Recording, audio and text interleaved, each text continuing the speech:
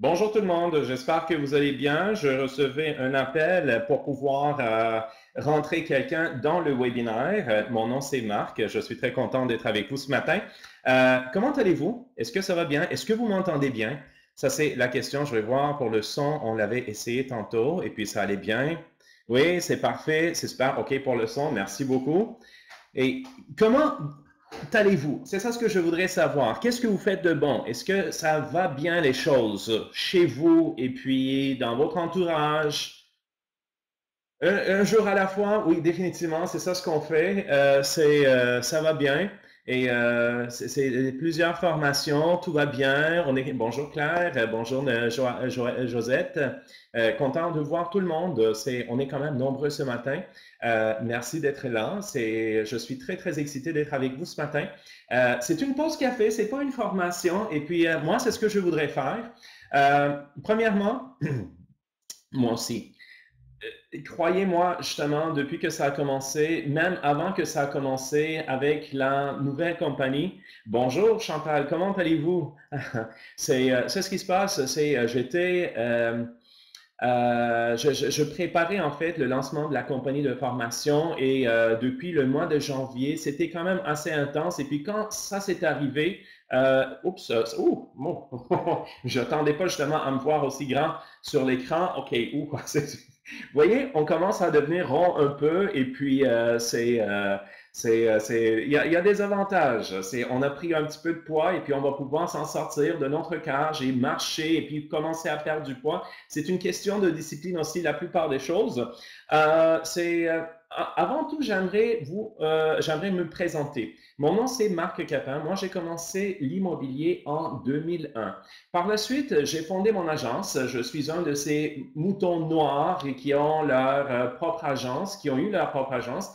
Et après ça, j'ai changé pas nécessairement de carrière, mais je suis allé travailler pour l'OACIQ et je suis devenu le formateur à temps plein, leur premier formateur à temps plein dans le temps, il y a à peu près 2 ans et demi. Par la suite, j'ai décidé de revenir sur le terrain et j'ai quitté OACIQ et en même temps, j'ai ouvert une compagnie de formation. Alors, je fais de l'immobilier comme vous et par la suite, j'ai aussi fondé ma compagnie de formation et je donne également des formations pour l'OACQ encore à contrat et des fois, on se voit dans certaines formations. Est-ce que vous aviez déjà fait une formation avec moi quelque part durant le cycle passé? Il y avait plusieurs, 3 ou 4 à date. OK, oui, non, c'est plusieurs. Merci, c'est superbe. Et puis, j'adore, c'est ce que je fais. Et aujourd'hui, c'est ce qu'on va faire. Par contre, ce n'est pas une formation, mais une pause café. Moi, je vais, oui, dans l'anodière, c'est la formation. Et c'est ce qu'on va pouvoir faire ensemble. Je vais vous poser beaucoup, beaucoup de questions parce que c'est important aussi de comprendre le sujet. Notre sujet de ce matin, c'est le contrat de courtage achat. Le contrat de courtage exclusif achat. C'est le mal aimé de tout le immobilier au Québec. On a des craintes, on ne sait pas comment l'utiliser, on ne l'aime pas parce qu'on pense que ça a été introduit pour une certaine raison. Quand j'ai fait des formations, j'en ai entendu de toutes sortes d'histoires là-dessus. Et puis, mais moi, c'est ce que je voudrais savoir. Est-ce que vous signez des contrats de courtage achat avec vos acheteurs? Et je voudrais voir si j'avais la possibilité, pas assez, pas du tout, non, de plus en plus, ça commence, Eva me le dit. Parfois, non, jamais. Pourquoi jamais, Palma? C'est ce que je voudrais savoir, rarement, des fois, non. Alors, est-ce que, d'après ce que je vois, la plupart du monde qui sont ici ce matin, on ne l'utilise pas assez souvent qu'on le voudrait. Et on n'est pas confortable. Roselyne, pourquoi on n'est pas confortable? Ça, c'est une autre question. Pourquoi vous n'êtes pas confortable? Qu'est-ce qui vous empêche de signer un contrat de courtage achat avec votre acheteur? C'est quoi les raisons? C'est là, je ne sais pas comment l'amener à mes clients. Liliane, j'apprécie beaucoup et puis j'apprécie votre honnêteté là-dessus et puis votre franchise. C'est parce qu'on a une certaine malaise. Je ne sais pas comment l'amener pour les verres ou maintenant pour mes clients propriété, priorité avant le 31 juillet. Oui, définitivement, ça on peut l'utiliser aussi. En fait, on peut l'utiliser avec n'importe quel client. Et puis, je ne suis pas convaincu, alors pas convaincante. Jacqueline, c'est sûr. Et puis, ça, c'est exactement un des points que je voulais mentionner. Si on n'est pas convaincu du produit ou bien de service qu'on vend, on ne serait pas capable de le vendre. C'est parce qu'on est des gens de cœur, n'est-ce pas? Et puis on aime ce qu'on fait, mais quand on ne connaît pas quelque chose bien, on ne serait pas bon là-dedans. Et c'est la raison pour laquelle moi je pense que c'est important de connaître le contrat de courtage achat pour pouvoir convaincre les autres à signer le contrat avec vous. D'une certaine façon, vous savez, il y a la loi, les règlements. Les règlements vous disent, vous représentez un acheteur quand il vous le demande. Ça, c'est les articles 14 et 15. Et quand vous représentez, vous protégez et vous faites la promotion de ses intérêts. Ça, c'est ce qui dit la loi. Et que ce soit avec un contrat ou sans contrat, ça, on le fait de toute façon. On représente un acheteur qui nous demande, hey Marc, est-ce que je peux acheter avec toi? Ça, on le fait. Mais nous, de notre côté, en tant que courtier immobilier, des fois, on a de la misère à demander à notre acheteur, aimerais-tu signer un contrat avec moi? Et personne ne le fait, disent les acheteurs, personne ne le fait. OK, ça c'est une très bonne raison. À chaque, ce n'est pas encore dans nos habitudes. Et si on inclut dans la rétribution, OK, mais pas faire financer notre rétribution est une autre chose. Robert, on va pouvoir en parler ensemble. Et Palma, je lui avais posé la question, qu'est-ce qui se passait? Et puis je suis mal à l'aise. Par contre, je suis sévère avec les quelques acheteurs que je choisis et je leur demande s'ils me choisissent. Si ça va, on travaille ainsi. Autrement, bonne chance. Alors, en fait, d'une certaine façon, vous êtes capable de mettre des limites et vous travaillez justement, vous faites la sélection. Ça, c'est une des choses, quand j'ai commencé l'immobilier, on m'avait dit, la vente, c'est un jeu de chiffres. Sales is a numbers game. Parce que sur chaque acheteur, on investit tellement. Une visite. Vous allez faire une visite et puis avant de faire la visite, c'est ce que je voudrais savoir. Vous allez faire la recherche sur la propriété, vous allez ouvrir la déclaration du vendeur, vous allez regarder, vous allez arranger le visite, prendre le rendez-vous, prendre votre voiture, aller, revenir et puis faire la visite et par la suite, vous allez faire le suivi. Tout ça, une seule visite, c'est combien de temps? C'est ce que je voudrais savoir. Combien de temps ça prend à peu près une seule visite de notre journée?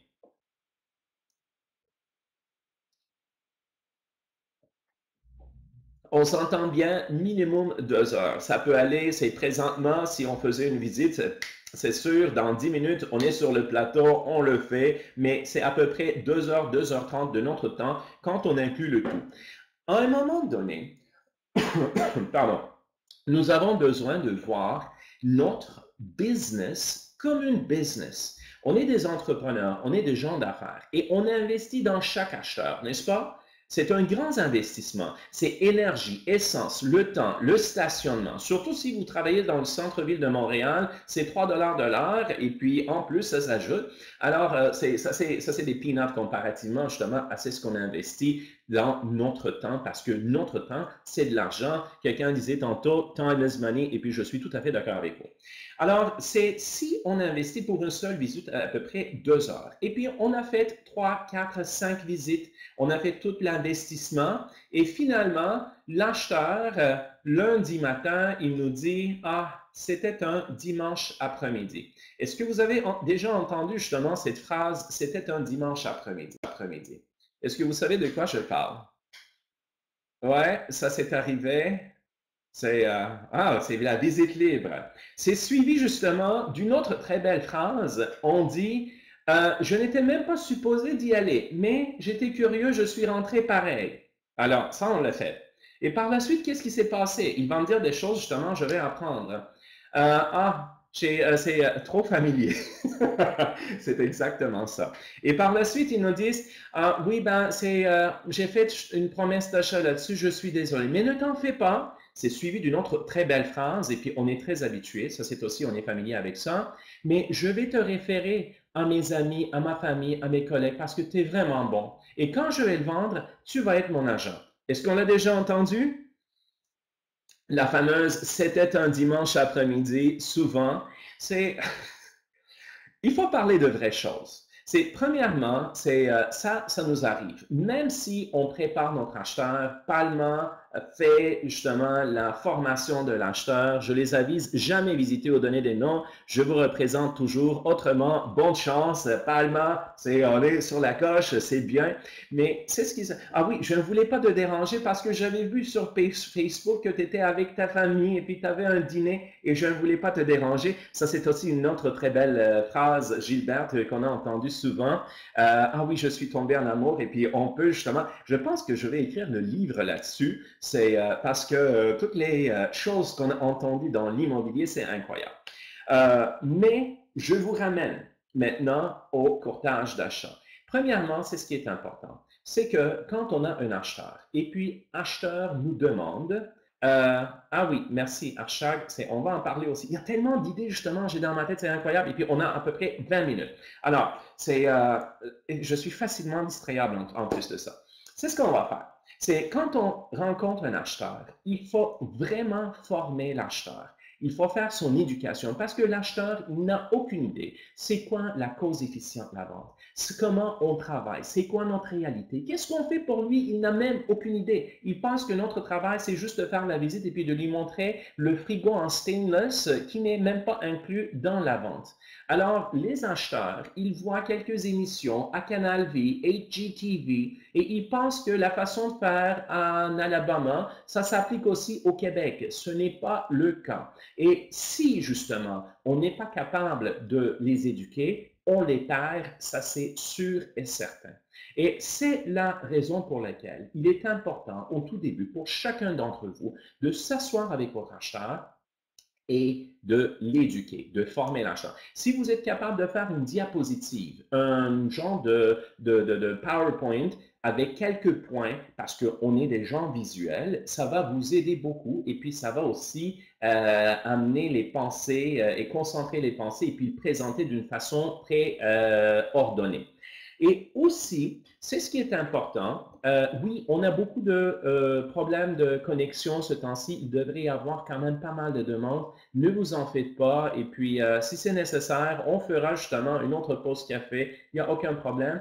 Et c'est ce qui est important, c'est de faire cette formation. Et par la suite, c'est quand on fait la formation, on doit aussi démontrer que c'est parce que, vous savez, il y avait le rendez-vous de OACQ et puis j'étais là il y a 2 ans. Et il y avait Rosemary Charret, qui était la présidente de l'Ordre de psychologues, qui était là comme conférencière. Elle est montée sur scène et elle a mentionné, elle a dit, je suis une professionnelle et je n'ai pas honte de charger des frais pour mes services. Parce que les frais d'un professionnel, c'est normal et on paye pour. Un avocat, on paye. Un architecte, on paye. Un médecin, on le paye avec nos taxes.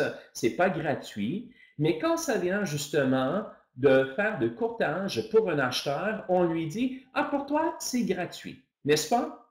Est-ce qu'on dit ça? Et est-ce qu'on a justement inculqué cette habitude pendant des décennies? Ah oui, pour toi, ça te coûte rien. Pourquoi ça te coûte rien? Et ça, c'est aussi le problème, c'est que quand un service est gratuit, ce n'est pas respecté.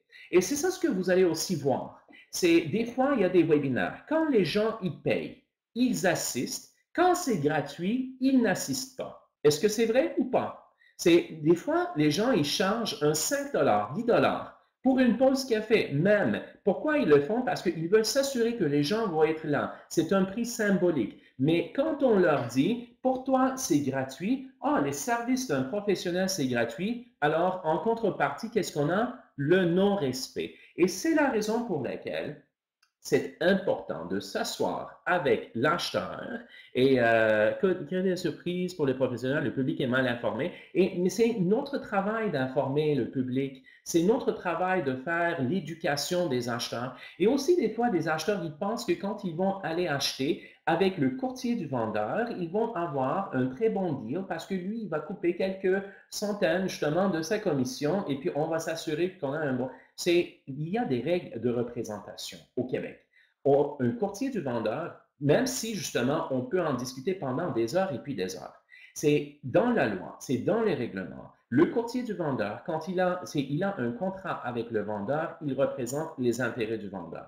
Le courtier de l'acheteur, il représente les intérêts de l'acheteur. Alors, ce serait comme pour un acheteur de dire, ah, moi, tu sais ce que je vais faire? Je vais sauver des sous et puis je vais aller me divorcer, je vais embaucher le même avocat que ma conjointe.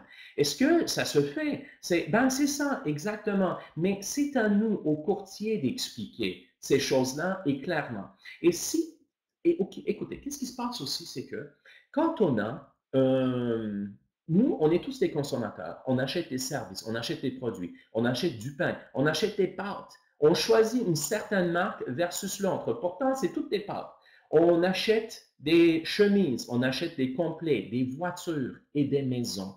Et ça, il y a un processus d'achat qui se passe dans notre tête. Premièrement, on apprend qu'on a un besoin et par la suite, on fait l'analyse du besoin et après ça, on passe à l'acte d'achat et par la suite, on fait une évaluation. Et nous, en tant que professionnels, on devrait rentrer et on devrait vendre nos services et non le produit. Parce que c'est ça ce que je vois aussi très souvent. Quand le client il arrive, il nous appelle pour un listing ou tout pour un produit. À cette étape-là, à la quatrième étape, on vend juste le produit. Et si vend le produit et le service est connexe à ça, à ce moment-là, ils ne sont pas capables d'apprécier le service. Et si jamais ça ne marche pas avec le produit, on prend le bord aussi. Et c'est la raison pour laquelle il faut insister sur le service. Il faut expliquer c'est ce qu'on vend et de démontrer à l'acheteur qu'on est nécessaire dans leur achat. À ce moment-là, on serait capable de tourner de bord et puis leur dire, en passant, le service, ça coûte tant. Et c'est ça la clé, justement, de pouvoir signer des contrats de courtage achat. Et je vais regarder justement vos commentaires et puis on va pouvoir discuter aussi. Mais dans tout ça, c'est ce que j'aimerais vous dire. Il est important pour chacun d'entre nous d'informer le public, de faire la formation de nos acheteurs pour pouvoir les fidéliser. Parce que si on ne le fait pas, ça va être justement des dimanches après-midi chaque semaine et on ne serait pas capable de garder l'acheteur.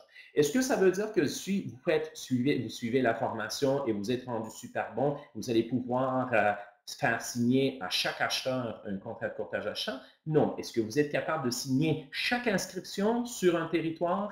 Non, c'est impossible. Il va y en avoir quand même. Mais l'important, c'est de mettre l'énergie où c'est payant parce que c'est ce qu'on a vu. Une visite, c'est 2 heures. 5 visites, c'est 10 heures de notre temps et c'est toute cette énergie-là qu'on pourrait mettre ailleurs. Maintenant, je vais regarder quelques idées et puis qu'est-ce que vous m'envoyez parce que moi, j'aime beaucoup, beaucoup l'interaction dans les formations. Et puis, on me dit, c'est le travail de première rencontre. Oui, définitivement, André, je suis d'accord. Avoir son propre avocat, on en avait parlé, Martine. Anna Rosa me dit, dans d'autres pays, les provinces, les gens sont habitués à payer et ils sont surpris lorsqu'on leur dit que c'est gratuit. Un service professionnel, ce n'est jamais gratuit. Merci, Anna Rosa. Et c'est important pour les acheteurs de savoir que, en fait, en bout de compte, de qui vient l'argent quand une propriété est achetée? C'est l'acheteur qui paye cette somme. Exactement, merci Grace. Et c'est la raison pour laquelle c'est important pour qu'ils aient leur propre courtier qui va défendre leur intérêt. Et j'explique que ma commission n'est pas gratuite, mais inclue dans la commission partagée payée par le vendeur. Estelle me dit, la maison achetée est la même, peu importe le courtier. Notre différence se fait sur la manière dont la transaction se passe. Donc, on ne devrait pas dire à l'acheteur acheteur qui ne paye rien. Moi, c'est ce qui est important, c'est je ne dirais pas justement à l'acheteur que, ah oui, c'est un service gratuit. Mes services, si j'ai un contrat, à ce moment-là, c'est toi justement qui vas me payer. En fait, il y a des façons justement pour pouvoir l'expliquer et puis c'est dans votre présentation à l'acheteur, vous allez expliquer. Et ça, c'est écrit aussi dans la clause 6.3 du contrat de courtage achat. Qu'est-ce que ça dit 6.3? Si, parce que quand on signe un contrat de courtage achat, est-ce qu'on sait où est-ce qu'on va se ramasser avec l'acheteur? Quelle propriété qu'il va acheter? Non, il se peut que ce soit une propriété sur le centris, mais s'il demande, moi, je voudrais acheter une propriété, un AVPP par exemple, ou bien j'aimerais que tu ailles me solliciter une maison spécifique. C'est ça ce que je veux acheter. À ce moment-là, je ne sais pas qu'est-ce qu'il va acheter quand je signe le contrat. Alors, je m'assois, j'explique, je dis, écoute, si c'est le centris, à ce moment-là, je vais recevoir une rétribution pour la collaboration et je le déduis du frais que je te charge. Et s'il me paye quelque chose de raisonnable, ben, j'en suis même pas obligé de te charger plus. Dans le cas de centris, c'est possible. Et c'est ça ce qu'on explique à l'acheteur. Mais si c'est une AVPP ou bien si c'est une propriété que j'ai sollicitée pour lui, depuis 2010, la loi m'oblige à signer un contrat avec l'acheteur. À ce moment-là, c'est lui, justement, c'est à lui que je vais le charger. J'aimerais vous parler en fait d'une situation. Quand c'est une maison qui est vendue sur la rue, et puis, moi, disons que c'est moi qui l'ai vendu et puis je connais exactement la rétribution qui est payée. Et je vais vous donner un exemple. Ce n'est pas une suggestion parce que c'est illégal de suggérer qu'est-ce qu'on devrait charger aux clients. Il y a le bureau de concurrence au Canada, on ne peut pas parler parce que ça serait considéré comme le price fixé. Mais une maison est vendue à 500 000. J'avais inscrit et puis j'ai chargé 4 % là-dessus, plus les taxes. Qu'est-ce que justement, combien j'étais payé? C'est 20 000, 4 % plus les taxes, 23 000. Est-ce qu'on peut dire justement que le vendeur, il a reçu 477 et puis moi, j'ai reçu 23 000 $? Est-ce qu'on peut le dire? Oui, définitivement. Mais quand ça vient le temps, et puis le contrat de courtage achat, on regarde à la même chose d'une autre façon.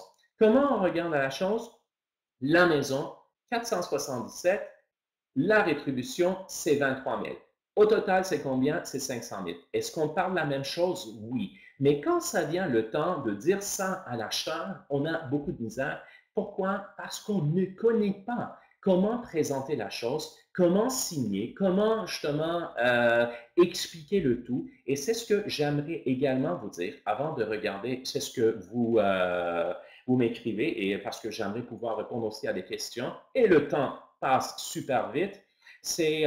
Il est important de connaître comment ça marche. Parce que même si vous dites, écoute Marc, moi, Palma me le dit, moi, je prépare mes acheteurs, je n'ai pas besoin de signer de contrat et puis ça va bien ainsi parce que je travaille avec des gens qui vont travailler avec moi. Mais c'est ce qui est important. Même si on ne signe pas de contrat de courtage achat et que moi, je ne comprends pas pourquoi on ne signerait pas de contrat de courtage achat, c'est quoi l'avantage de ne pas signer un contrat de courtage? Moi, j'en vois aucun.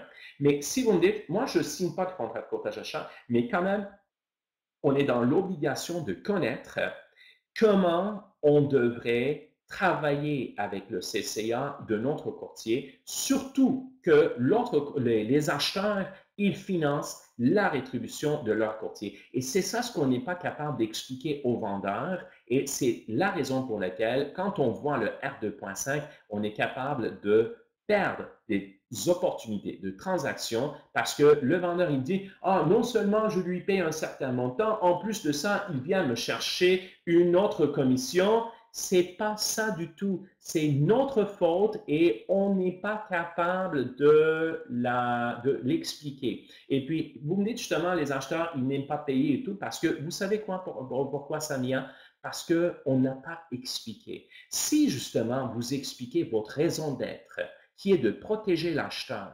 Pourquoi justement l'acheteur dirait « Ah non, non, je ne veux pas être protégé et puis ne m'aide pas et puis je vais aller m'aventurer tout seul et puis je vais me planter et c'est ce que je ne te paye pas, je vais pouvoir les dépenser sur les avocats plus tard. » Est-ce que ça, c'est justement la raison d'être? Non, c'est pour ça qu'il faut faire cette formation. C'est ce que je vais faire. Attendez-moi 2 secondes. Si ce serait obligatoire pour les acheteurs d'être représentés, ce serait plus facile, ce qui est le cas depuis juin 2018 en Colombie-Britannique.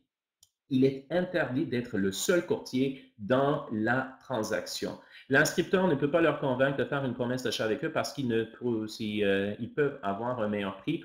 Sylvia, ça, on sait très, très bien aussi. Bon matin, je suis content justement de te voir. Ils n'ont pas nécessairement. Dites-moi justement, est-ce que c'est mieux d'avoir une seule opinion sur la valeur marchande de la propriété ou bien l'opinion de 2 professionnels sur la valeur marchande?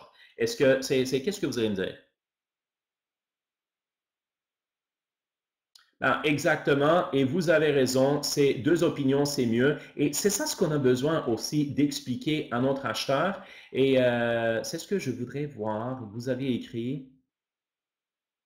Dans les autres pays provinces, les gens, OK, ils ont l'habitude, ce serait obligatoire pour les acheteurs. Au final, c'est l'acheteur qui paye parce que c'est lui qui finance avec son hypothèque. Définitivement, Nathalie, c'est ça ce que je suis en train de dire. Mais il est important de comprendre comment ça se passe et c'est la raison pour laquelle expliquer à l'acheteur. Sandrine m'avait écrit, que faire d'un acheteur contraint depuis des années qui nous sollicite depuis des années et puis qui n'achète toujours pas? Sandrine, c'est ce que je vous ai dit tout au début. Sales is a numbers game. La vente, c'est un jeu de chiffres. Chaque visite, c'est 2 heures. Et si tout ce temps que vous aviez dépensé avec un acheteur, si vous l'aviez dépensé avec un autre, vous auriez fait beaucoup plus de transactions jusqu'à maintenant. Et c'est la raison pour laquelle c'est un service. À la fin du mois, vous avez aussi besoin justement de manger et c'est payer votre hypothèque ou votre loyer. Et c'est la raison pour laquelle c'est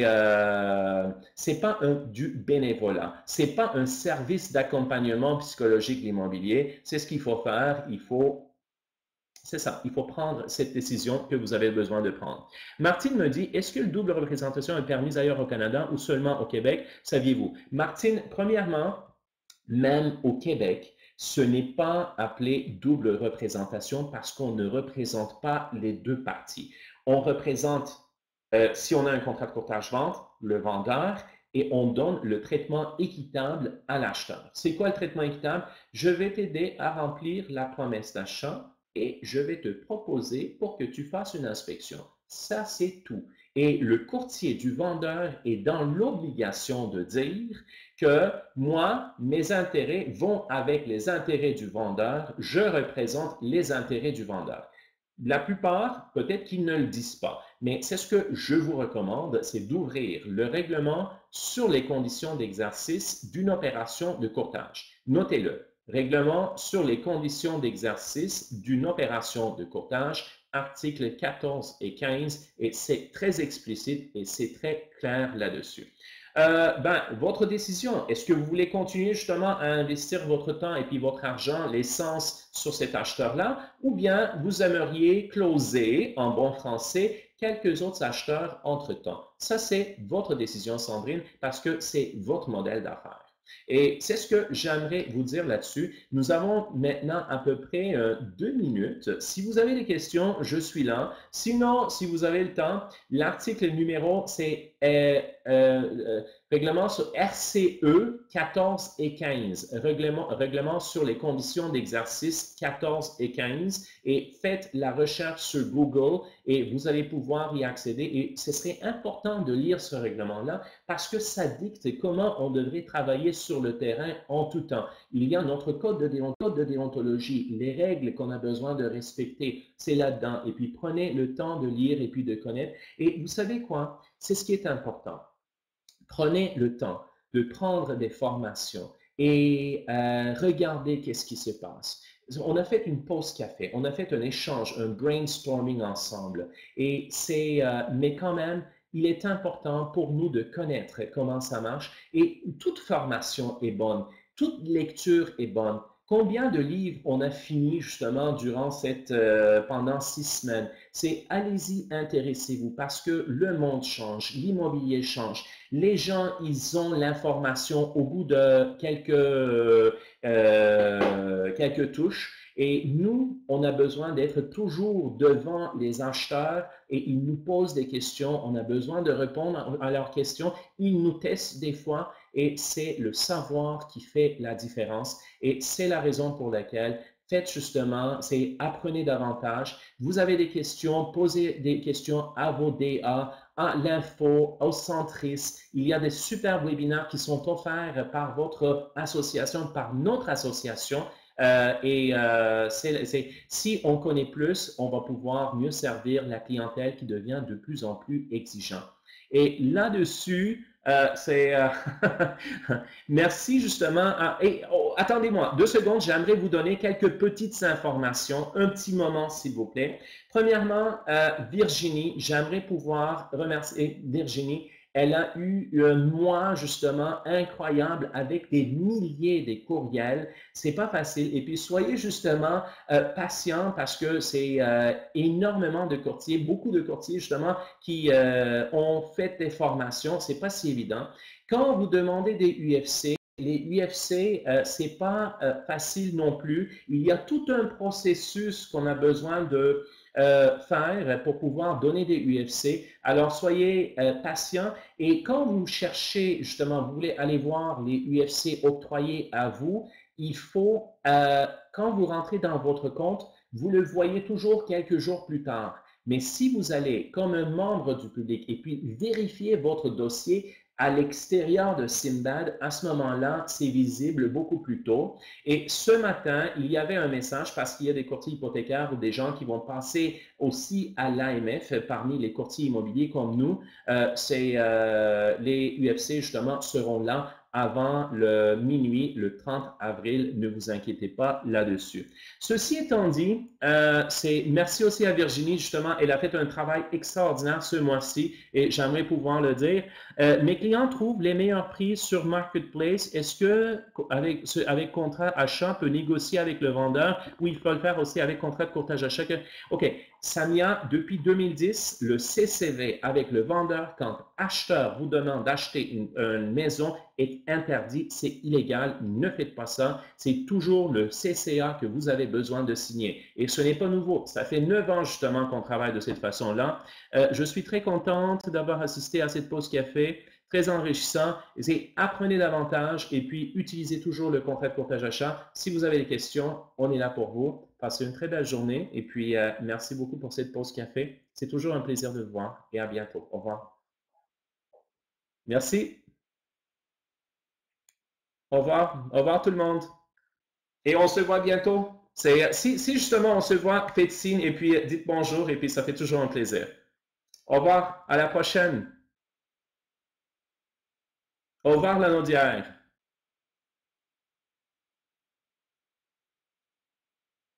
Merci Virginie, c'est très apprécié.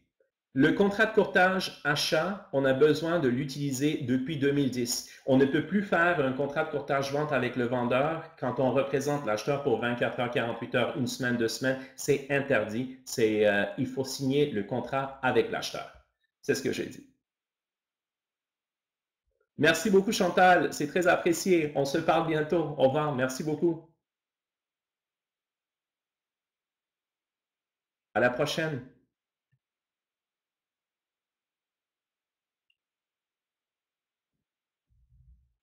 Huwaida, c'est ce que je vous propose, c'est justement de lire, ou bien j'aimerais pouvoir vous donner, c'est une formation de 2 heures, et puis peut-être justement que vous serez intéressé.